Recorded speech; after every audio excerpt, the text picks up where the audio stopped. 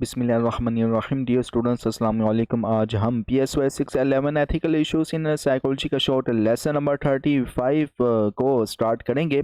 Lesson number 35 का नाम है ethical issues in education and criminal system. Lesson बहुत इंटरेस्टिंग है क्योंकि लेसन के अंदर आपको क्रिमिनल सिस्टम्स और एजुकेशंस में जो होने वाले एथिकल इश्यूज हैं ओवरऑल आपको लेसन नंबर 35 में बताया गया है। तो लेसन को स्टार्ट करने से पहले मेरी रिक्वेस्ट है उन साइकोलॉजी के स्टूडेंट्स से या जो भी ये वीडियो वॉच कर रहा है, मेरी आपसे रिक्वेस्ट है कि अगर आपने साइकोलॉजिस्ट कम्युनिटी यूट्यूब चैनल को सब्सक्राइब नहीं किया तो kindly please psychologist community YouTube channel को सब्सक्राइब करें, वीडियो को लाइक करें, क्लासमेट के साथ शेयर करें।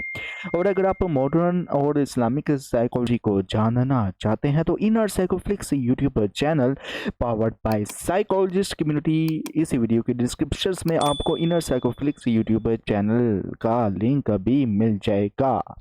और आप हमें इंस्टाग्राम, टिकटॉक, ट्विटर और फेसबुक में भी फॉलो कर दें। इसी वीडियो के डिस्क्रिप्शंस में आपको इंस्टाग्राम, टिकटॉक, ट्विटर और फेसबुक का लिंक भी मिल जाएगा। लेसन के स्टार्ट में आपको बताया गया है कि एजुकेशनल सेटिंग्स में एथिकल इश्यूज किस टाइप के होते हैं। कुछ ऐसे इंपॉर्टेंट एथिकल इश्यूज हैं जो एजुकेशनल सेटिंग्स में सामने आते हैं, जैसे कि informed consent for assessment and interventions. इसमें ये होता है कि जब साइकोलॉजिस्ट किसी स्टूडेंट्स की असेसमेंट करता है या इंटरवेंशंस करता है तो इसे ना इन्फॉर्म्ड कंसेंट की ज़रूरत होती है। मतलब स्टूडेंट्स या इनके पेरेंट्स को ना पूरी तरह से समझाया जाता है कि किस तरह का असेसमेंट या इंटरवेंशंस हो रहा है और इनका कंसेंट लेना ज़रूरी है। और नंबर 2 पे प्राइवेसी एंड कॉन्फिडेंशियलिटी, मतलब ये कि साइकोलॉजिकल असेसमेंट और इंटरवेंशन से रिलेटेड जो भी इंफॉर्मेशंस होती है वो स्ट्रिक्टली कॉन्फिडेंशियल होती है।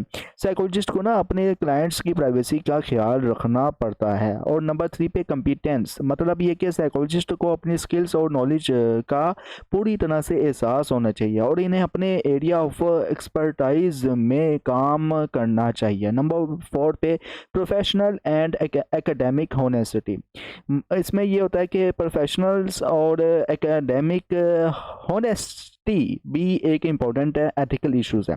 साइकोलॉजिस्ट को अपने काम में सच्चाई और इंटीग्रिटी से काम लेना पड़ता है। मज़ीद इस वाले पॉइंट में आपको पेरेंटल कंसेंट की चैलेंजेस वगैरह बताई गई हैं। इसमें बताया गया है ओवरऑल के एक कॉमन एथिकली चैलेंज जो स्कूल साइकोलॉजिस्ट को फेस करना पड़ता है वो है पेरेंटल कंसेंट का इश्यूज़। कभी कभी स्कूल साइकोलॉजिस्ट को पेरेंट्स से कंसेंट लेने में मुश्किल होती है जब इन्हें लगता है कि इनके बच्चों को साइकोलॉजिकल सर्विसेज की ज़रूरत है, जैसे कि अगर कोई चाइल्ड बुलिंग या स्टीलिंग जैसे इश्यूज फेस कर रहा है तो और साइकोलॉजिस्ट को लगता है कि अगर अभी इंटरवेंशंस ना किया गया तो वो इश्यूज जो है वो क्रिमिनल टेंडेंसी में बदल सकता है। लेकिन अगर पेरेंट्स इस बात के लिए राज़ी ना हो तो साइकोलॉजिस्ट के लिए चैलेंजिंग हो जाता है। ओके अच्छा, इस वाले पॉइंट्स में आपको स्टेट लॉज एंड पेरेंटल के बारे में मज़ीद बताया गया है। मतलब कि state laws and parental access के रिलेटेड आपको बताया गया है इस वाले पॉइंट्स में। तो कुछ फैमिली एक्ट्स और स्टेट लॉज के मुताबिक पेरेंट्स को अपने बच्चों की साइकोलॉजिकल रिकॉर्ड्स तक एसेस होती है और वो डिसाइड करते हैं कि इनके बच्चे को साइकोलॉजिकल एवोल्यूशंस या स्पेशल सर्विसेज मिलनी चाहिए या नहीं। अगर साइकोलॉजिस्ट किसी स्टूडेंट्स को असेस करता है और इसके एवोल्यूशंस ये बताते हैं कि बच्चे को हेल्प की ज़रूरत है लेकिन पेरेंट्स काउंसलिंग के देने के लिए राज़ी नहीं होते तो साइकोलॉजिस्ट को इन्हें कन्विंस करना पड़ेगा। ओके इस वाले पॉइंट में आपको cost control pressure in schools से रिलेटेड आपको बताया गया है। तो पब्लिक स्कूल सिस्टम में भी ना एक चैलेंज होता है। पब्लिक स्कूल सिस्टम में भी एक चैलेंज होता है जहां पर स्कूल साइकोलॉजिस्ट को कॉस्ट कंट्रोल करना पड़ता है। अगर स्कूल में बहुत सारे स्टूडेंट्स हैं तो साइकोलॉजिस्ट पर प्रेशर होता है कि वो असेसमेंट जल्दी कंप्लीट करे। इस केस में क्वालिटी का कंप्रोमाइज़ हो सकता है, जैसे कि अगर कोई स्कूल साइकोलॉजिस्ट को शॉर्ट टाइम में असेसमेंट कंप्लीट करना है तो डिटेल एवल्यूशंस नहीं की जा सकती। अच्छा, ये जो चीज़ होती है ना, ये आमतौर पर जो एबनॉर्मल स्कूल्स बनाए जाते हैं, एबनॉर्मल स्कूल से मुराद के जो स्पेशल स्कूल्स होते हैं बच्चों के लिए, स्पेशल बच्चों के लिए, जैसे कि ADHD के जो बच्चे हो गए या फिर स्पेक्ट्रम डिसऑर्डर के बच्चे हो गए, तो उनके लिए जो है वो स्कूल भी स्पेशल्स होते हैं। तो देन ऐसे क्या होता है कि साइकोलॉजिस्ट पे प्रेशर पड़ा होता है कि आपने इंटरवेंशन क्यों नहीं किया, आपने टेस्ट क्यों नहीं किया। साइक्रेटिस्ट जो डिपार्टमेंट होता है उसकी तरफ से भी प्रेशर आ रहा होता है। तो इस दौरान क्या होता है कि क्वालिटी पे कंप्रोमाइज़ हो जाता है। तो ये चीज़ जो है ना, ये भी कंसीडर करनी चाहिए और बताना चाहिए। कॉस्ट कंट्रोल प्रेशर जो भी डाल रहे हैं स्कूल की तरफ से, या समटाइम कॉस्ट का भी इशू आ जाता है कि साइकोलॉजिस्ट को हायर कर लेते हैं और साइकोलॉजिस्ट कहता है कितनी फ़ीस होनी चाहिए इस टेस्ट के लिए। तो देन क्या होता है कि वो उस दौरान भी क्वालिटी भी जो है वो कंप्रोमाइज़ हो जाती है। ओके, लास्ट वाले पॉइंट में आपको इंस्टीट्यूशनल प्रेशर के बारे में बताया गया। इंस्टीट्यूशनल प्रेशर के बारे में कुछ इस तरह से आप स्टूडेंट्स को बताया गया इसमें कि कुछ नॉन स्कूल इंस्टीट्यूशंस में भी, जैसे कि हॉस्पिटल या प्राइवेट ऑर्गेनाइजेशंस, एडमिनिस्ट्रेटर्स अपनी बजट कंस्ट्रेंट को देखते हुए प्रोफेशनल स्टैंडर्ड्स को मॉडिफाई करने की कोशिश करते हैं। मिसाल के तौर पर अगर एक साइकोलॉजिस्ट को स्पेशल नीड्स चिल्ड्रन का असेसमेंट करने के लिए हायर किया गया हो तो क्या होता है कि, लेकिन जब बजट राइट हो तो सुपरिटेंडेंट साइकोलॉजिस्ट को कहते हैं कि वो शॉर्टर एवोल्यूशन से करे और एडिशनल सर्विसेज से रिकमेंड ना करें। और ये एथिकल डायलेमा है क्योंकि ना साइकोलॉजिस्ट को अपने प्रोफेशनल स्टैंडर्ड्स को कॉम्प्रोमाइज़ नहीं करना चाहिए। ओके, आगे है how to deal with these issues. Ethical issues को कैसे हैंडल करें या कैसे डील करें। ओके, इसमें बताया गया कि इन एथिकल इश्यूज को जो ऊपर हमने देख लिए हैं, ठीक है, जितने भी हमने पढ़े हैं पॉइंट्स, तो इन एथिकल इश्यूज को हैंडल करते वक्त कुछ इंपॉर्टेंट पॉलिसीज़ और प्रैक्टिसेस को अपनाना ज़रूरी होता है। नंबर 1 पे कम्पिटेंट ट्रीटमेंट, मतलब ये कि साइकोलॉजिस्ट को हमेशा कम्पिटेंट और डिटेल ट्रीटमेंट प्रोवाइड करना चाहिए। अगर इनको किसी स्टूडेंट का असेसमेंट करना है तो वो डिटेल्ड असेसमेंट ही करें, ना कि ब्रीफ और इनकम्प्लीट रिपोर्ट्स वगैरह बनाए। अक्सर क्या होता है कि PSY I-619 के जो स्टूडेंट्स होते हैं एट द लास्ट जब उनकी रिपोर्ट रिजेक्ट हो जाती है तो मेरे पास आते हैं कि सर ये हमारी रिपोर्ट मुकम्मल कर दें, हमारी रिपोर्ट क्यों नहीं मैम ने एक्सेप्ट की, मैम ने कहा कि बहुत इशू है, चेक लिस्ट के मुताबिक नहीं है। तो फिर मैं हैरान होता हूँ कि जहाँ पे आपने इंटर्नशिप की है वहाँ पे आप स्टूडेंट्स को मुकम्मल रिपोर्ट बनाना नहीं सिखाया गया। तो ये जो है ना, ये लाजमी होना चाहिए जब भी आप किसी का रिपोर्ट वगैरह बनाएं तो कंप्रोमाइज़ मत करें। ओके, क्योंकि वो रिपोर्ट ही आपको ट्रू पर्सनैलिटी और ट्रू सिम्टम्स ऑफ डायग्नोसिस के बारे में बताएगी। ओके, और ये एक किस्म का यही समझ रहे हैं कि आप डॉक्टर हैं। ओके, साइकोलॉजिस्ट आमतौर पर थेरेपिस्ट कंसीडर किए जाते हैं, डॉक्टर नहीं कंसीडर किए जाते हैं। लेकिन क्या कि आप एक किस्म के डॉक्टर ही समझ रहे हैं क्योंकि आप किसी एक की जान बचा रहे हैं। और साइकोलॉजिस्ट जो भी लिखता है ना, वो एक किस्म की इंसान की पर्सनैलिटी पर एक दाग भी, और एक रोशन दाग, एक काला दाग भी साबित हो सकता है। तो लिहाजा इस मामले पर भी सीरियस होना चाहिए। ओके, अच्छा, नंबर 1 पॉइंट मैंने बता दी है। और नंबर 2 पे है कि एडिक्वेट सुपरविजन एंड प्राइवेसी। मतलब कि इसमें क्या होता है कि अगर कोई साइकोलॉजिस्ट इंटर्न या ट्रेनी के थ्रू काम कर रहे हैं तो इनको ना प्रॉपर सुपरविजन दे देनी चाहिए ताकि ना इनके असेसमेंट्स एक्यूरेट हो सकें। साथ ही प्राइवेसी और कॉन्फिडेंशियलिटी को भी मेंटेन किया जाना चाहिए। और लास्ट में आपको बैलेंसिंग नीड्स के बारे में बताया गया है इस वाले पॉइंट्स में। बैलेंसिंग नीड्स को लेकर कुछ आप स्टूडेंट्स को इसमें कुछ बताया गया है इस तरह से कि जब साइकोलॉजिस्ट अपने क्लाइंट्स और इंटर्न्स की नीड्स को ना बैलेंस करते हैं तो इनको ना ध्यान रखना पड़ता है कि इनके क्लाइंट्स की नीड्स प्रॉपर्ली एड्रेस हो रही है और इंटर्न्स को भी प्रॉपर गाइडेंस दी जा रही है। मिसाल के तौर पर अगर एक स्कूल साइकोलॉजिस्ट को ये कहा जाए कि वो स्पेशल नीड्स चिल्ड्रन को शॉर्ट असेसमेंट करे, लेकिन इसमें ना इनको सभी इश्यूज़ को एड्रेस करने का वक़्त नहीं मिलता। तो इनको ना अपने प्रोफेशनल्स एथिक्स को ना फॉलो करते हुए ये बताना पड़ता है साइकोलॉजिस्ट को कि ये असेसमेंट इनकम्प्लीट है, और साइकोलॉजिस्ट प्रॉपर एवोल्यूशंस के बिना किसी भी कंक्लूजन पर नहीं पहुंच सकता। सीधा मुंह ते जवाब दो कि भाई तुसी मैनू टाइम नहीं देता तो मैं हुण किवें करा, मैनू दसो टाइम दोगे तो ता ही होना है, ठीक है। आगे अच्छा, इसमें ना कुछ अहम पॉइंट्स भी हैं। अगर देखा जाए, ये ऊपर हमने पॉइंट पढ़े थे, अहम पॉइंट मैं आपको कंक्लूजन की फॉर्म में बता देता हूँ। How to deal with these issues को लेकर ना मैं आपको अहम पॉइंट जो है ना कंक्लूजन की फॉर्म में कुछ इस तरह से इसमें बता सकता हूँ कि एजुकेशनल और क्रिमिनल सिस्टम्स में साइकोलॉजिस्ट को ना कई एथिकल चैलेंजेस का सामना करना पड़ता है, और इन चैलेंजेस को हैंडल करते वक्त इन्हें अपने प्रोफेशनल एथिक्स को अपहोल्ड करते हुए अपने क्लाइंट्स के लिए बेस्ट पॉसिबल सर्विसेज प्रोवाइड करनी होती है। तो आप स्टूडेंट्स जब साइकोलॉजिस्ट बनेंगे, थेरेपिस्ट बनेंगे, तो बेस्ट सर्विसेज आप देंगे। ओके, अब आते हैं हम ethical issues in criminal justice की तरफ। ओके, इसमें आप स्टूडेंट्स को बताया गया है in the started correlation settings में मेंटल हेल्थ प्रैक्टिशनर का काम क्या होता है, इस हवाले से आपको इसमें बताया गया है। तो मेंटल हेल्थ प्रैक्टिशनर जो कोरिलेशन सेटिंग्स में काम करते हैं, इन्हें अपनी एक्सपर्टाइज को ना यूज़ करके कई तरह की ड्यूटीज परफॉर्म करनी पड़ती है। जैसे कि नंबर 1 पे इनमेट्स की एवोल्यूशंस और क्लासिफिकेशंस, मतलब ये कि जब किसी स्पेसिफिक प्रिजनर को असेस किया जाता है तो इनकी ना क्लासिफिकेशंस इनके क्राइम्स के बेसिस पर होती है। फिर साइकोलॉजिस्ट ये एवोल्यूएट करता है कि इन्होंने जो क्राइम किया है उस पर इनको ना कितना गिल्ट फील होता है, और ये भी डिसाइड होता है कि इनको ना किस तरह की पनिशमेंट दी जाए जो इनके क्राइम की नेचर के मुताबिक हो। ओके, नंबर 2 पे के साइकोथेरेपी और क्राइसिस इंटरवेंशंस होती है। मतलब ये कि साइकोलॉजिस्ट का काम सिर्फ एवोल्यूशंस तक ही नहीं बल्कि ना इन्हें प्रिजनर को साइकोथेरेपी देना पड़ती है जो इनके मेंटल हेल्थ इश्यूज को एड्रेस करती है।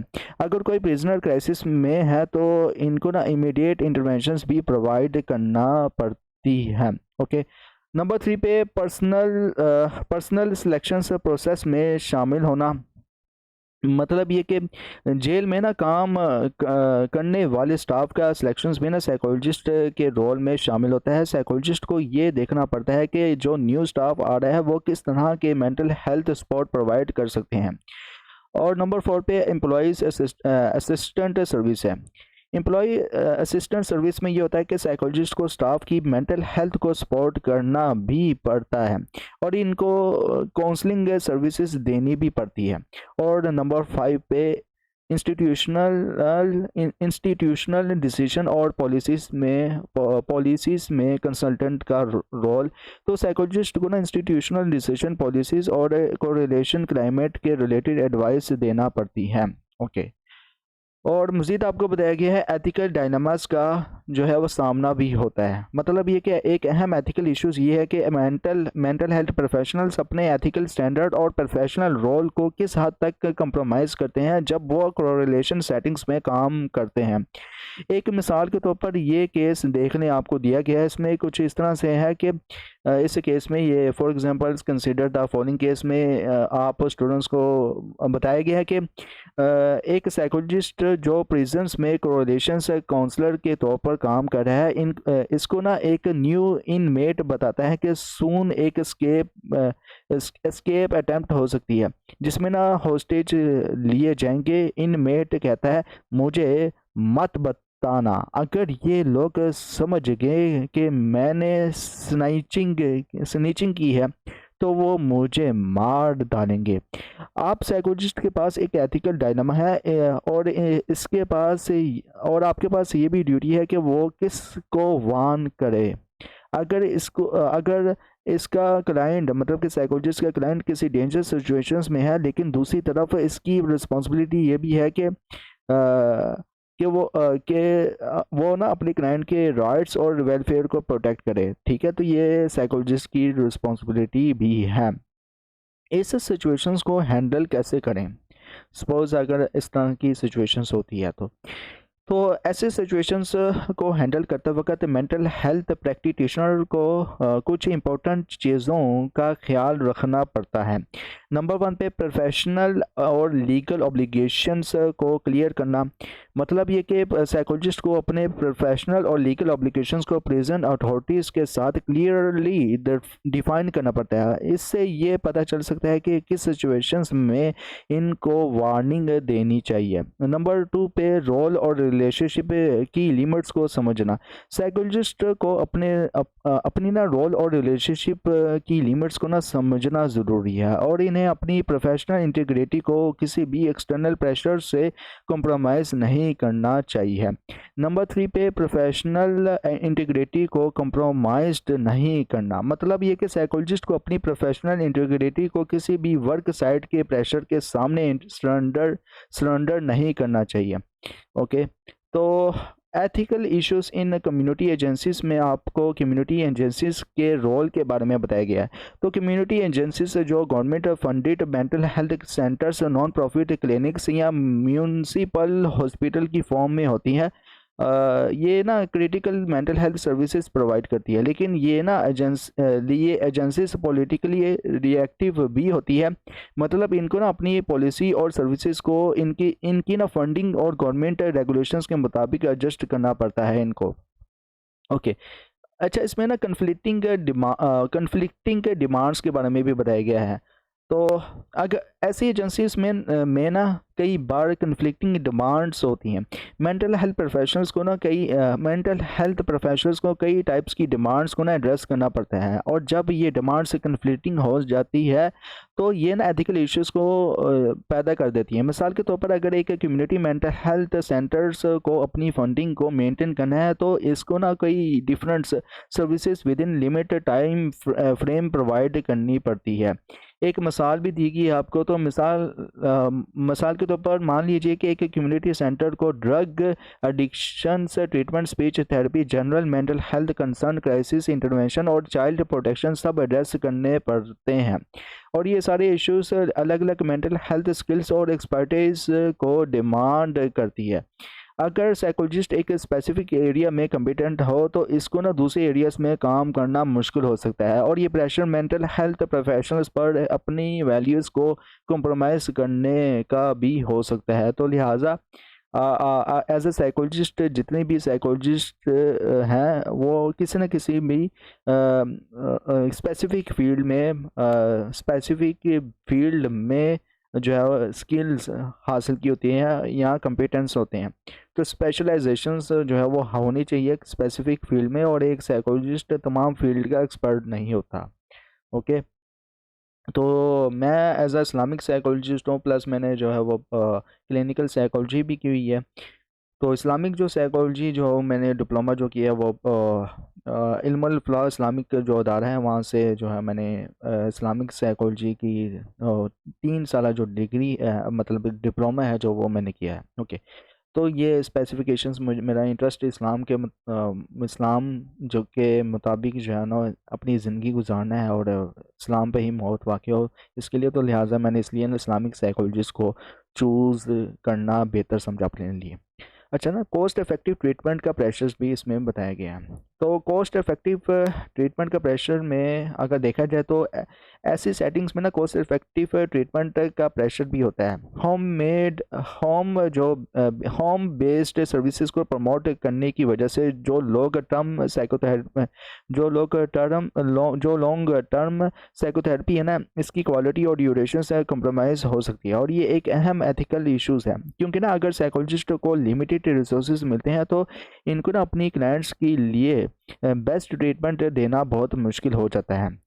चैलेंजेस इन कम्युनिटी सेटिंग्स भी इसमें बताया गया। तो चैलेंजेस इन कम्युनिटी सेटिंग्स में ये होता है कि ऐसी कम्युनिटी एजेंसीज में ना जहाँ मल्टीपल डिमांड्स और लिमिटेड रिसोर्सेज होते हैं वहाँ मेंटल हेल्थ प्रोफेशनल्स को ना काफ़ी चैलेंजिंग सिचुएशंस को सामना करना पड़ता है और इनको ना अपनी प्रोफेशनल रिस्पॉन्सिबिलिटीज़ और क्लाइंट्स की नीड्स को ना बैलेंस करते हुए काम करना पड़ता है। एट द लास्ट मैं आप स्टूडेंट्स को ये ethical issues in community agency को लेकर मैं आपको थोड़ा सा कंक्लूजन बता देता हूँ, अपनी वर्डिंग में समरी बता देता हूँ। जब mental health professionals correlations settings और कम्युनिटी एजेंसीज में काम करते हैं तो इन्हें ना एथिकल डायलमास और चैलेंजेस का सामना होता है, और इन्हें अपनी प्रोफेशनल स्टैंडर्ड्स को अपलोड करते हैं क्लाइंट्स को बेस्ट सर्विसेज देने की कोशिश जो है वो करनी पड़ती है। यानी ओवरऑल के जब रिसोर्सेज लिमिटेड हो और डिमांड्स कन्फ्लिक्टिंग हो तो ना इनको साइकोलॉजिस्ट को ना अपने रोल और एथिकल ऑब्लिगेशंस को क्लियरली समझना और फॉलो करना बहुत ज़रूरी होता है। ओवरऑल ये था आपका लेसन नंबर 35। कैसा लगा कमेंट्स में लाजमी बताएं। एग्जाम पॉइंट ऑफ व्यू से क्या क्या इंपॉर्टेंट है अब मैं आप स्टूडेंट्स को बता देता हूँ। इसमें इन द स्टार्टेड अगर देखा जाए इस लेसन के तो इसमें कुछ हाईलाइटेड मैंने कॉमन पॉइंट्स किए हैं जो बहुत इंपॉर्टेंट हैं। अच्छा, ये जो in the started 4 main point है इनको आप मेमोराइज कर लीजिएगा। एग्जाम पॉइंट ऑफ व्यू से इंपॉर्टेंट आपसे पूछा जा सकता है कि एजुकेशनल सेटिंग्स में कौन कौन से एथिकल्स को कंसर्न करना चाहिए, तो ये 4 तरह के पॉइंट हैं। ओके, तो इनको मेमोराइज कर लीजिएगा। और पेरेंटल कंसेंट होना चाहिए या नहीं होना चाहिए एजुकेशनल सेटिंग में, तो डेफिनेटली होना चाहिए। ओके, आगे आ जाते हैं how to deal with this. अगर ये इनकी वायलेशंस हो, मतलब ये जो स्टैंडर्ड है एजुकेशनल सेटिंग्स को लेकर, अगर इनकी वायलेशंस हो तो किस टाइप के जो है वो स्टैंडर्ड मेंटेन होते हैं। तो ये कुछ स्टैंडर्ड है, इनमें से आपको आप स्टूडेंट्स 1 2 या 3 याद रख लीजिएगा। ये एग्ज़ाम पॉइंट ऑफ व्यू से सिर्फ 1 या 2 ही इंपॉर्टेंट है, ज़्यादा नहीं इंपॉर्टेंट। लेकिन ethical issues in criminal justice system ये बहुत बहुत इंपॉर्टेंट है। इसको ओवरऑल 1 2 3 मरतबा आप स्टूडेंट्स अच्छे से पढ़ लीजिएगा। ओके, और कुछ ऐसे सिग्निफिकेंस भी बताएंगे practitioner to protect rights and welfare of clients को लेकर कि वो अपने किस तरह से क्लाइंट्स की प्रोटेक्शंस कर सकता है वेलफेयर को लेकर और राइट्स को लेकर।